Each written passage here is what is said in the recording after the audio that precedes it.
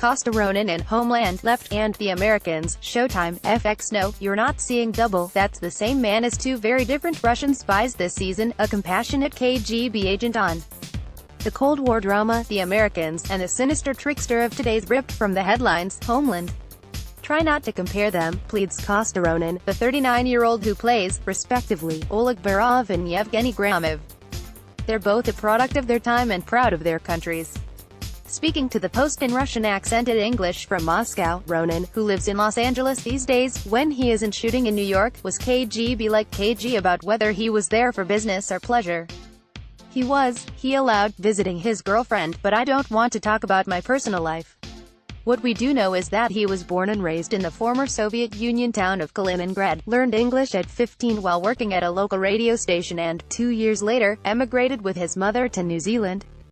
From there, he moved to Australia and traveled all around the world before surfacing in Season 2 of FX's The Americans, as Burov, the tech-savvy son of a rich bureaucrat.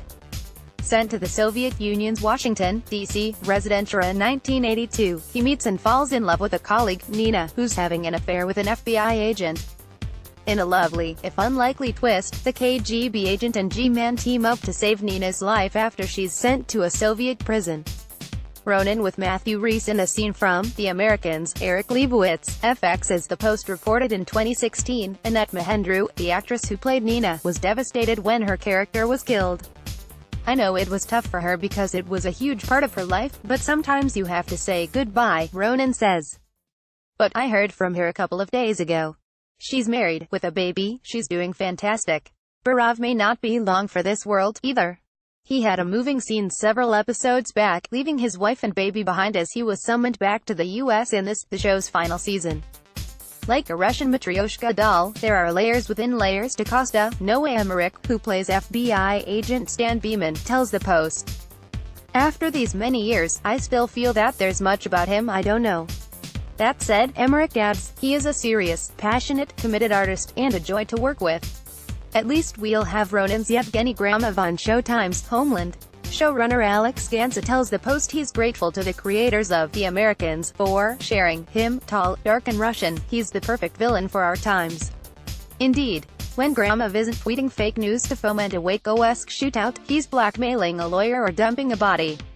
But even this bad guy has a backstory. There's a lot that will come together in episodes 11 and 12, Ronin says. All of a sudden, you say, ha.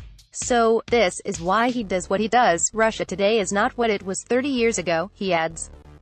I was there in 1991, when the government was going through turmoil. Russians have their own vision of the world. Can we expect a Homeland cameo from Vladimir Putin?